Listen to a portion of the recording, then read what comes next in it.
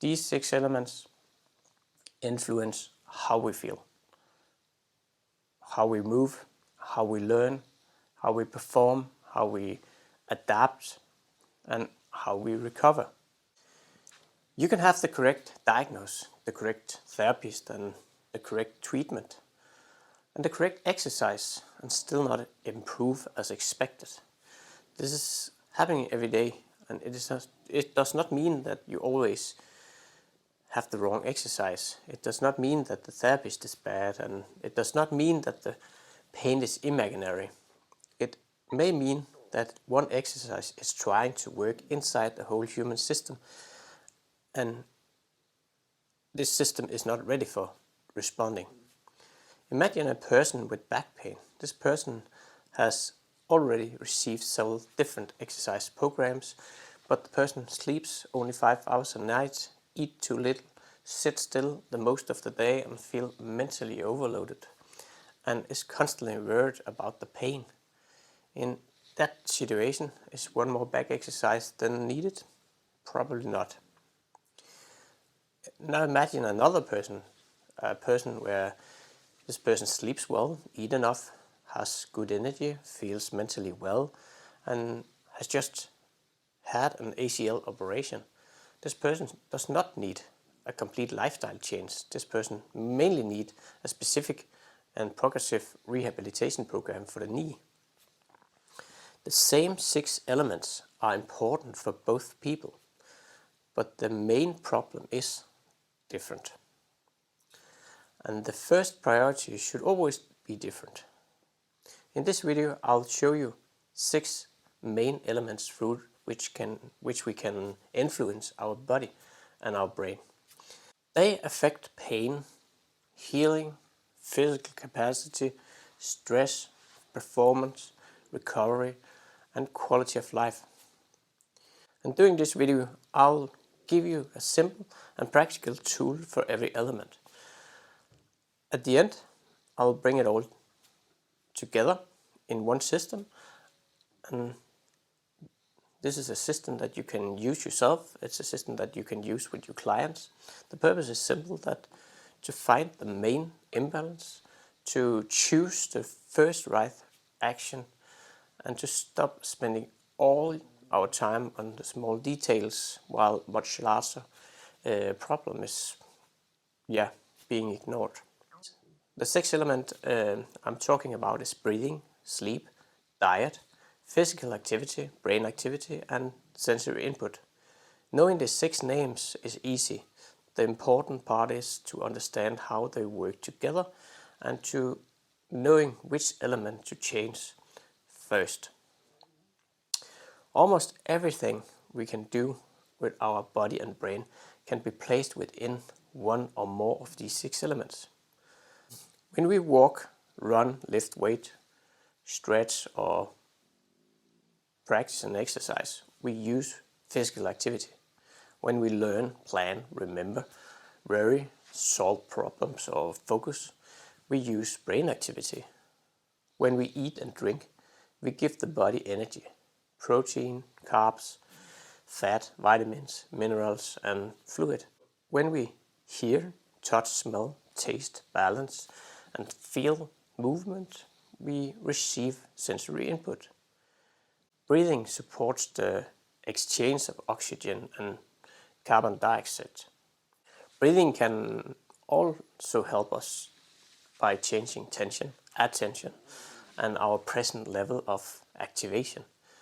Sleep gives the body and brain the long period of different forms for regulation, memory processing, and recovery. And many actions belong to more than one element. So balance training is physical activity and sensory input. Learning new movement combines the physical activity and the brain activity and sensory input.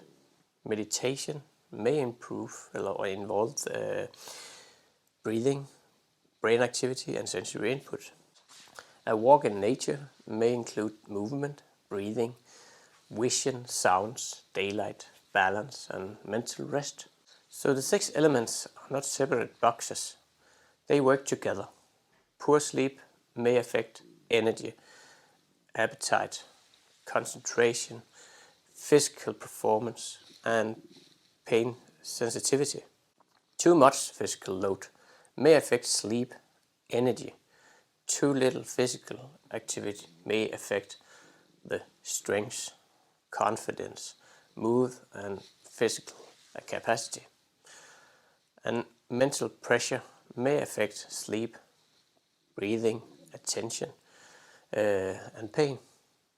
This is why balance is the central idea, but balance does not mean equal amount. And balance does not mean doing as much as possible. So balance means that the right amount for the person, the situation, and the goal. An athlete may need a high level of physical activity, but this creates a greater need for sleep, food, mental recovery, and good relaxation. And a person with stress may not need more challenges. That person may already have too much brain activity or too much sensory input. The first step may be less noise, fewer decisions, calmer breathing, more regulated sleep, and simple practice movement. And if we take a person from recovering from an operation, they need specific rehabilitation, but the person also needs enough energy, enough protein, and enough sleep, and useful movement and sensory input. And if we take a person who has lived with pain for many years, they need much wider approach. They may need help. There may be poor sleep, fear of movement, low physical activity, mental pressure, worried about the body, and a nerve system that has become very protective. The pain is real sensory and emotional expression. Pain can be influenced by biological factors, physical factors, and social factors. This does not mean that the painful body part is not important. It does not mean that the tissue damage is not important. And it does not mean that the pain is created by thoughts alone. Pain is real. The point is that we must understand both the body parts and the whole person. For a therapist, this creates an important question. What is the main limiting factors for this person right now? Is it the knee? Is it the back? Is it poor physical capacity? Is it poor sleep? Is it low energy? Is it fear? Is it mental overload? Or is it combination? Is it combination for several factors? So we should not automatically try to correct every small imbalance. We should find the factors that has the greatest influence and something that the person have a realistic chance of changing. Here is the first practical tool. I'll call it the traffic light, or the traffic light check. If you write down the elements: breathing, sleep, diet, physical activity, brain activity, and sensory input. Now mark each as green, yellow, or red. Green means that this area is supporting you, and yellow means that this area may need some attention, while the red means that this area is clearly limiting you or overloading you. So red does not mean that you have done something wrong. It simply means that this may be a good place to look first. So for every element, ask 2 questions. Is there too little or is there too much? A person may have too little physical activity. Another person may have too much, maybe far too much. A person may have too little mental stimulations, and another person may have constant mentally overload. Another person may have received too little sensory input, while another person may have overwhelmed themselves by sounds, lights, screens, and interrupting. And do not try to solve everything yet. First, create the overview. Then decide what needs to change. The first element is breathing. You are breathing right now, but the way you breathe changes with the situation. So during exercise, breathing becomes faster, of course. During rest, normally it will become slower and quieter. So during fear, stress, or pain, breathing may become faster, less regular, and higher in the chest maybe. This is not automatically wrong. It is a normal response when the body prepares for action. The problem may appear when the body remains in this high alert state too long. So good breathing is not about taking the largest possible breath, and more breathing is not always better. So in a healthy person at rest, the body normally already consists a high amount of oxygen. But a repeated larger or faster breathing may lower the carbon dioxide too much maybe.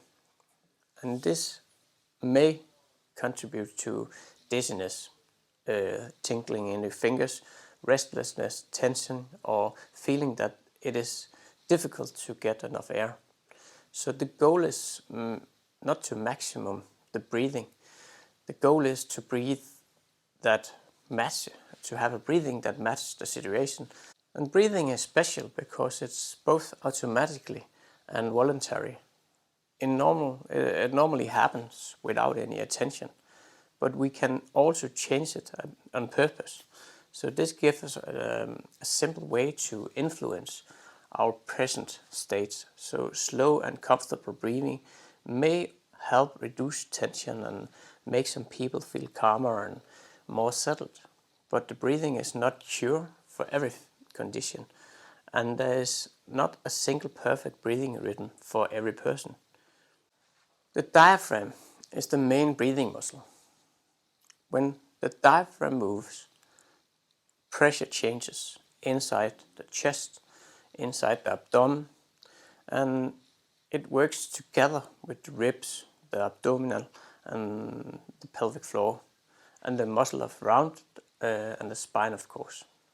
So breathing is therefore affecting both the air exchange and the moving inside the body. Breathing does not correct every posture. It does not heal every organ, and it does not remove every pain problem. So let's look into a practical tool for the breathing. We can call it the 60-second breath or breathing check. This starts with sitting or lying in a comfortable position. Do not try to perform. Simply notice your breathing for about 20 seconds. And then ask yourself, am I holding my breath? Am I forcing my breath? Are my jaw and shoulder tense? And then breathe in quiet through the nose if it feels comfortable. So do not take a large breath. Take an easy and comfortable breath and allow the breath to move inside your ribs, your abdomen, and do not force the movement. And then breathe out slowly and comfortable. Let the jaw relax, let the shoulder relax, let the hands relax. Repeat this for about 1 minute. After 1 minute, then ask yourself, do I feel more settled now? Is there more or no changes? Or do I feel more uncomfortable? That answer is useful information. The exercise does not need to work for everyone. So if focusing on the breathing creates more worry and discomfort, then choose a way to regulate yourself, another way to regulate yourself. So this may be walking or listening to music or focusing on attention on something outside your body. And for a therapist, the breathing check can also be used as by doing movements. So ask a person to perform a movement, just a normal movement, and then repeat this movement with quiet and settled breathing and less unnecessary tension. So see, did the movement change? Did the pain change? And did confidence change? If nothing changed, breathing may not be the main priority. So do not force breathing into every treatment. But when a person holds their breath, becomes highly tense, and feel alarmed doing simple movement, breathing may be a useful place to start. Let's take a look at the second element, sleep. Imagine that you are performing a rehabilitation program with some exercises 3 times a week, but you sleep only 5 hours each night. Can you still improve? Yes, you can, but the body is not that weak that one bad night destroys the progress. But repeated short or disrupt sleep may make the process more difficult. Sleep supports memory, learning, immune regulation, emotional regulation, energy, attention, and many progresses is involved in maintaining the body. So sleep can also affect pain sensitivity. Pain may disrupt sleep, or poor sleep may make pain feel stronger or harder to manage. This can create a cycle. The person is in pain and sleep badly. The next day the person has less energy, movement feels harder, maybe tolerance is lower, pain receives more attention maybe, and worry increases through the day, and the following night may also become difficult. So this does not mean that poor sleep is the cause of all pain, and it does not mean that pain is only a sleep problem. It means that sleep may change the condition in which we as a person is trying to cope, move and recover. So if we should look into a practical tool we could call the sleep opportunity check, then do not start by asking yourself, did I sleep perfectly? Instead, ask yourself 4 questions. How much time did I actually give myself to sleep? Do I normally get up in a similar time? Do pain, worry, alcohol or screen regularly disrupt my sleep? And do I normally feel rested during the day? Now choose one action, not 5. So an action could be give yourself 30 minutes of more sleep opportunity. Keep more regular wake-up time. Get daylight earlier in the day. Move demanding work from the final part of the evening or the day. Reduce alcohol close to bedtime. Or create a darker or quieter bedroom. And then test the action for 7 nights. And then review the result. So don't judge the result after 1 night. Look into a pattern after 6 or 7 nights. For a therapist, sleep screening should also include possible warning signs, of course. So does the person have a heavily snoring? Has anyone noticed breathing pauses? Is there strong sleepiness during the day? Are there frequent morning headaches maybe? Does the pain wake the person every night? So the message to the client should not be you must sleep perfect before you can recover. that creates fear and pressure, of course. So a better message is to say that sleep is one part of your total capacity. Let us see if whatever we can create a slightly better condition so the overall is better. The third element is diet. And when people think about eating or healthy eating, it's often focused on special food like A vitamin tablets and green drinks and ginger shots, or food described as anti-inflammatory. But a person can can eat vegetable supplements and drink ginger shots and still failing to give the body what it needs. Because healthy details can't compensate for too little total energy. So the first question is not which supplement should I take. The first question should be, am I eating enough for the demand placed on my body? The brain needs energy, the heart needs energy, the immune system needs energy. Movement requires energy. Training requires energy. And maintaining the rebuilding of tissue from injuries requires energy. So this is especially important for athletes and growing teenagers, people recovering from surgeries, or people with a low appetite, or people who are removing many foods from their diet maybe. If training and activity increases, but the food intake does not increase, then the body may have too little energy available for both exercise and normal body functions. So over time this may affect health, hormones, bone health, immune function, mood, performance, and the risk of some injuries. And it can affect both women and men, of course. And after looking into total energy, we can look into food quality. Does the person requires enough protein, enough carbs, and for the level of activity they have? Do they get enough fat, fruit and vegetables, different vitamins and minerals, and enough fluid?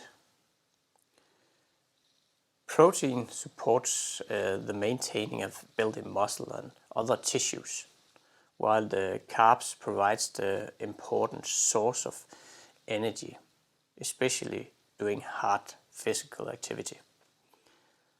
And eating fat also provides energy and support for many normal body functions, and vitamins and minerals are important, but they work inside a complete diet and they cannot replace sufficient food. So the practical tool here could be the 3 questions fuel check. Check number 1 is, am I eating enough regular meals, or am I regularly going for a long period without food? Question number 2, do my main meal consist clear source of protein and enough total food? And question number 3, has my training, stress, growth, illness or rehabilitation load increased without my food intake changing? And you do not need to count every calorie to notice a major imbalance. A person who trains hard regularly feels hungry, loses weight, has low energy, becomes frequently ill, or develops repeated injuries may need closer assessment, of course. For a simple start action, choose one meal that is often missing or too small maybe. Improve that meal for 7 days. For example, eat breakfast if you normally skip it. Add protein sources to lunch. Eat after training instead of waiting several hours maybe. Or prepare food in advance for busy days. So one realistic action is better than a perfect plan that lasts for 2 days. And for the therapists, ask, has the person lost weight without trying? Is the person avoiding many foods? Is there fear around food? Has training increased?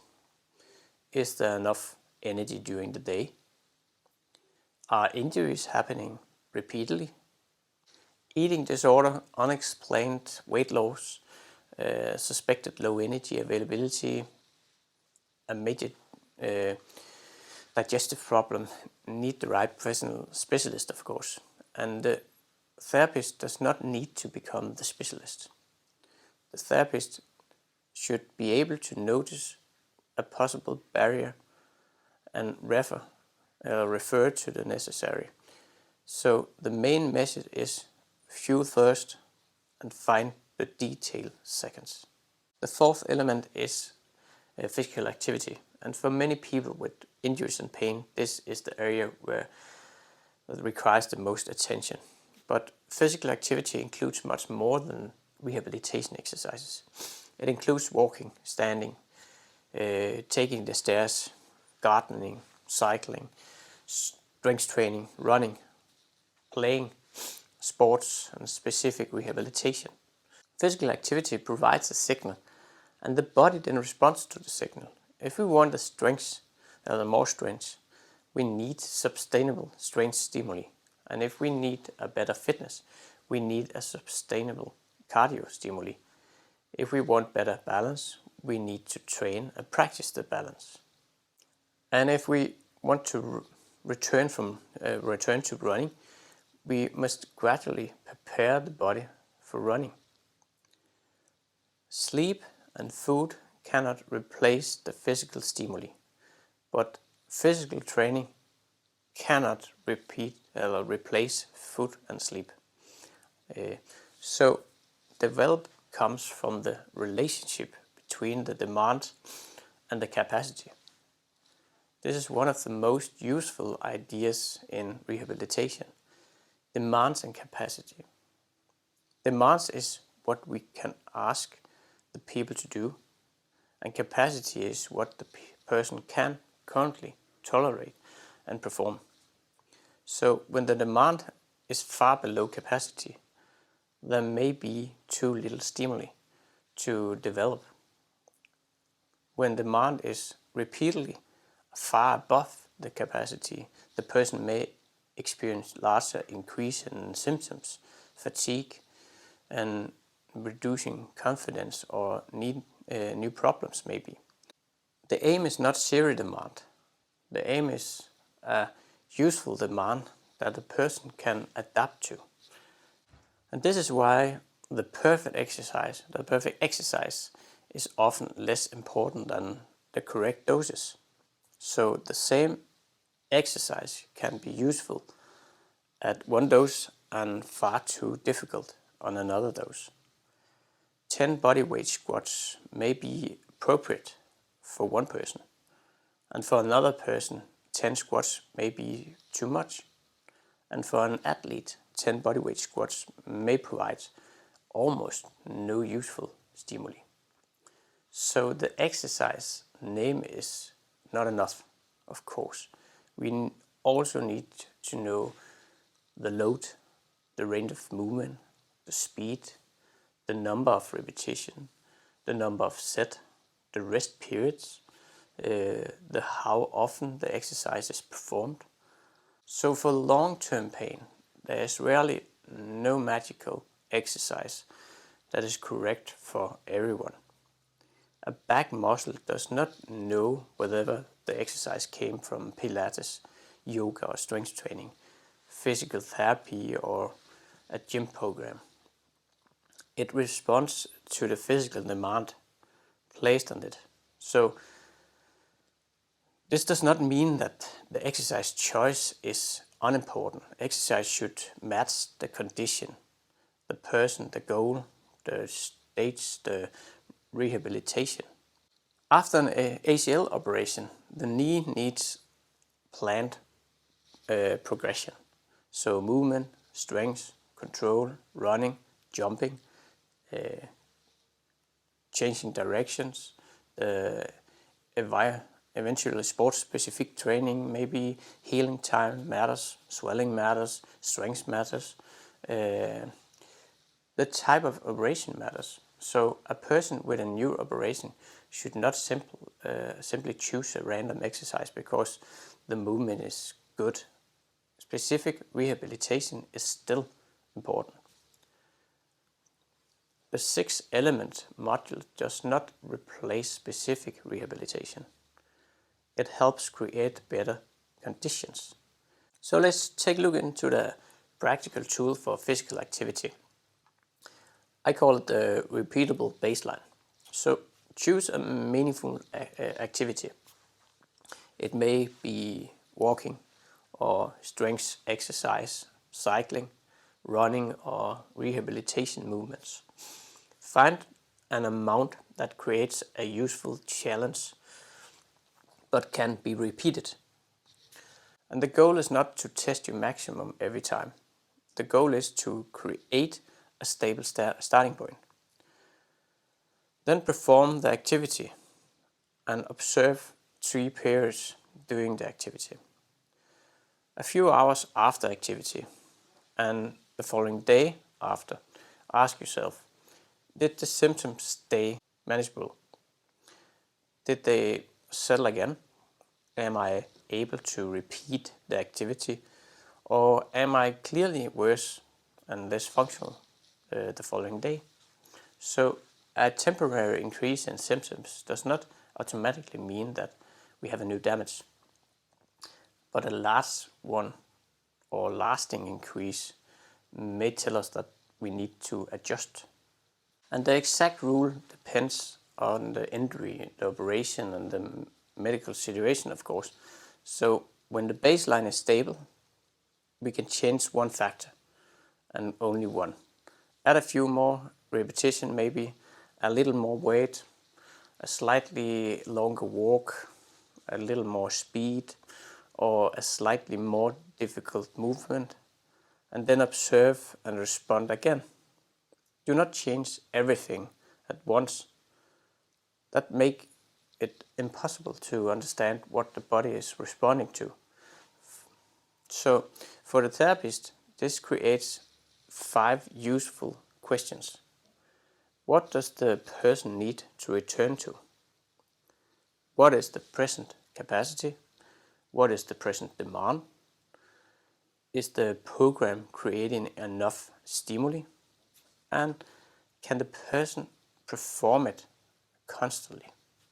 A common mistake is to change exercise every time the pain changes. So sometimes the exercise is not the problem.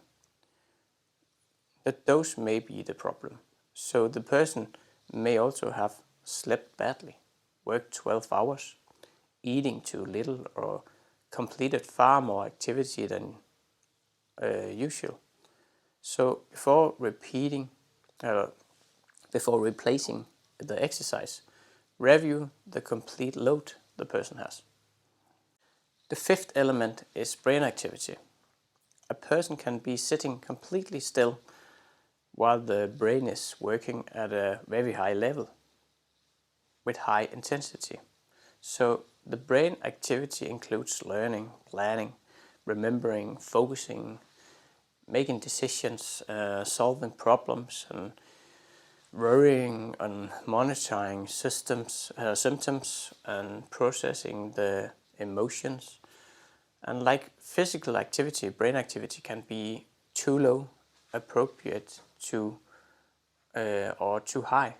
So too little meaningful stimuli may lead to boredom, isolation, reduced confidence or loss of skills.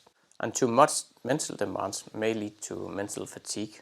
The person may find it hard to focus. Tasks may feel more difficult. Motivation may fall. And the person may have less mental capacity for rehabilitation.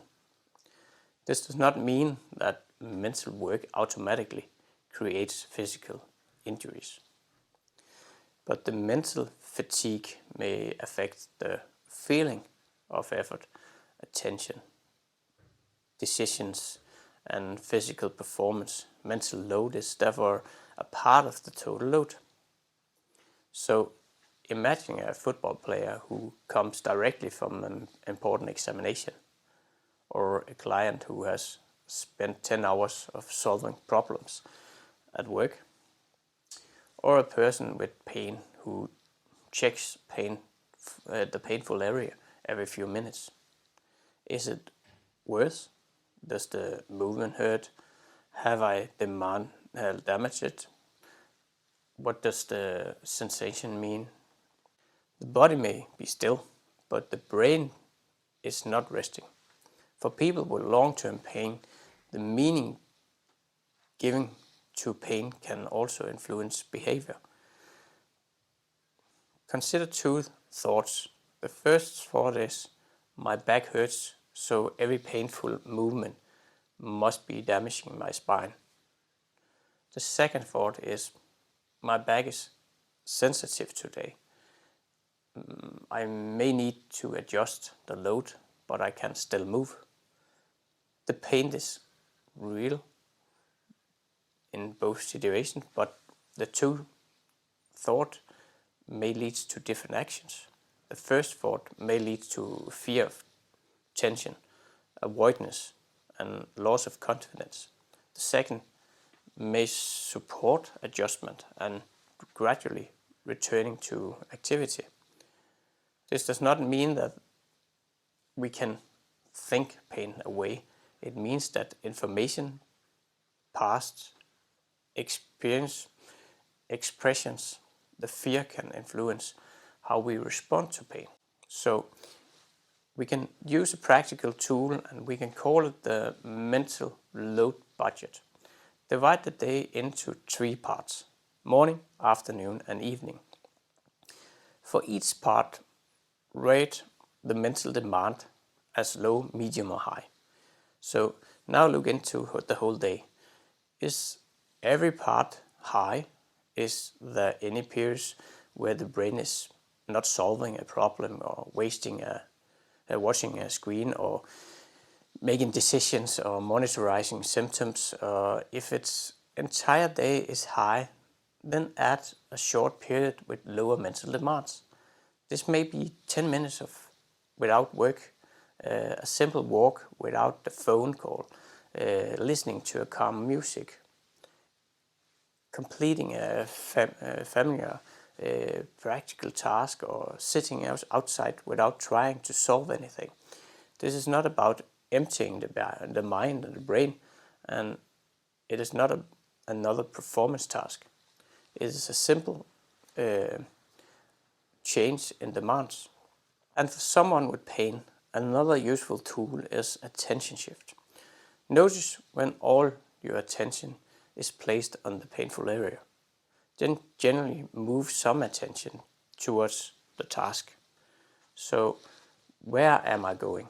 Where am I? What I'm lifting? How smooth is my movement? What can my body do? The aim is not to ignore the warning signs. The aim is to stop every movement from becoming a complete medical examination. And if you're a therapist, you can ask the person, what does the person believe is wrong? What has the person been told? What is the person afraid will happen? Does the rehabilitation plan make sense? Is it simple enough to remember? Does the person have a meaningful goal? And what is the mental load outside the clinic? A program with 15 advanced exercises may look impressive, but 3 clear actions may work better because the person understands them, they remember them, and they perform them better. The 6th element, sensory input. The brain does not directly touch the outside world. It depends on information from the sensory system. So the vision, the hearing, touch, smell, taste, temperature, balance, body position, movement, and signals from inside the body. The brain combines these informations to create a working picture of the body and the environment. So we need sensory input to stand, walk, balance, reach, judge distance, control force, and know where the body is in space. After injury, the sensory picture may change. There may be pain, swelling, reduced movement, appeared with fear of loading and loading the area we have a pain in. So a person may begin to watch every step, move one side different than the other, protects the injured area, or lose trust of the body. So this is why rehabilitation may need more than isolated strengths. It may also include different movements of sensory expressions. So standing on one leg, changing surface, changing direction, moving in different speeds, creating training with a ball or practicing without looking directly on the body. Gradually returning to real life environment, you can say. But sensory training is not magic. Balance training does not solve knee problems. And it does not remove every pain. And specific coordination exercises does not reset the nerve system. The value comes from relevant and repeated exercise. The challenge should be gradual. It should fit the person and it should have a clear purpose. So let's take a look at the practical tool we can use in sensory input. We can call it the sensory dose map. So choose one situation where the person feels unsafe, uncertain, or overloaded. And then ask which type of the sensory information is involved. So is the vision, the sound, touch, balance, speed, body, position, or a busy environment? Now decide whether the person needs less input, more useful input, or gradually exposure to the input. A person who is overwhelmed from noise and light may need less stimulation for a period maybe. And a person who does not trust an injury of an angle may need more gradually balance and movement exercises. And a person who depends completely on the vision may benefit from simple exercises where visual support is slowly reduced when this is safe, of course. A person who stays indoor for several weeks may benefit from daylight, outside movement, and more variation. And for the therapist, do not simply make the exercise understandable because instability look advanced. Ask which sensory ability does the person need? Does the exercise relate to the goal? Is the exercise safe? And can it be progressed? We now have 6 elements: breathing, sleep, diet, physical activity, brain activity, and sensory input. But having 6 areas can still feel complicated. So let us bring everything together in one simple process. Scan, select, start, and review. So first, scan. Use the traffic light. So mark every element green, yellow, or red. Do not judge. Create an overview. Second, select. Find the main limiting factors. So ask yourself, which imbalance is most likely to reduce in a person's capacity right now? Which area is clear overloaded or missing?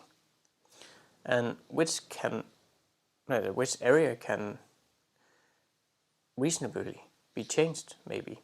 The most important problem is not always the reddest area, it should always be the area where action is possible.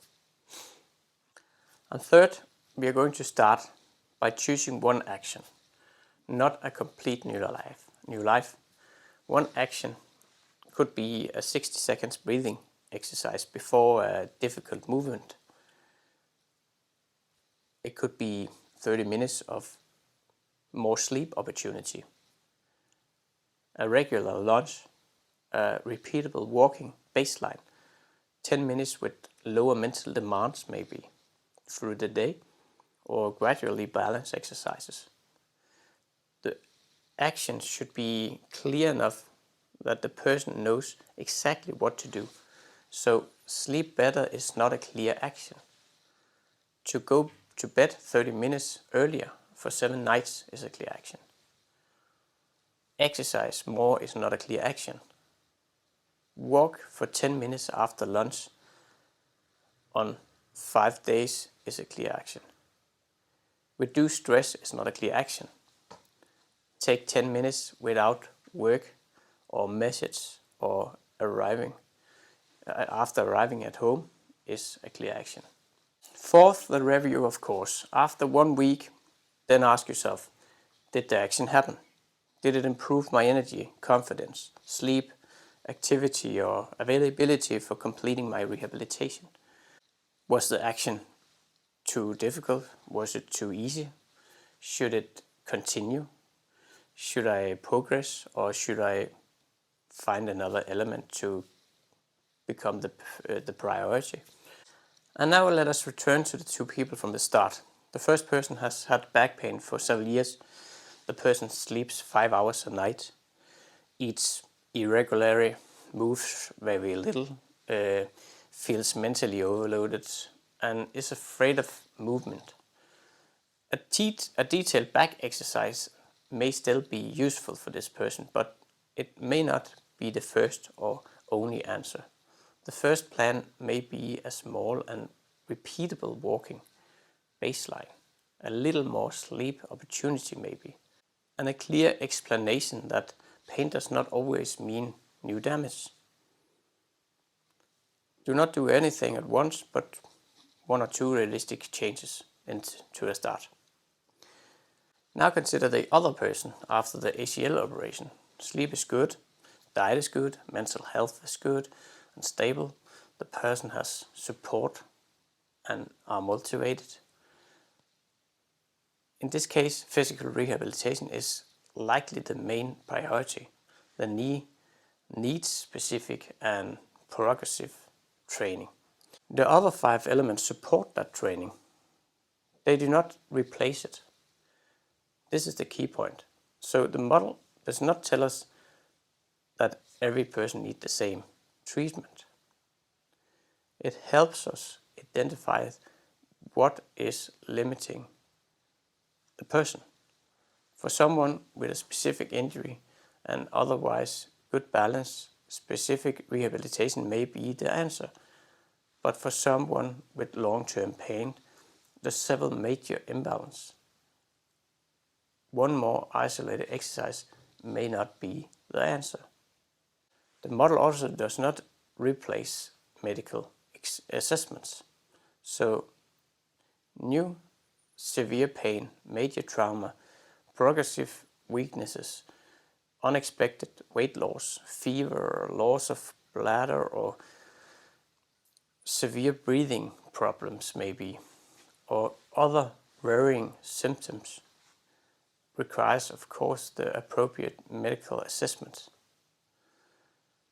The 6 elements are frameworks for understanding regular load development and balance. They are not an explanation for every disease. So after this video, take 1 minute, write down breathing, sleep, diet, physical activity, brain activity, and the sensory input. Mark each with green, yellow, and red. And then answer one question: which element should I work on first? Do not try to create a perfect life. Choose one useful action. Repeat it and review the results. And if you are a therapist, do not automatically adding another treatment or another exercise. Ask whether the main barrier is located in the injury area or in the conditions surrounding the person's rehabilitation. Because the right exercise matters and the right treatment matters. The specific rehabilitation matters. But they must be inside the complete human being. These 6 elements influence how we feel, how we move, how we learn, how we perform, how we adapt, and how we recover. Breathing, sleep, diet, physical activity, brain activity, and the sensory input. The goal is not maximum input. The goal is not perfection. The goal is the right balance for the person, for the situation, for the goal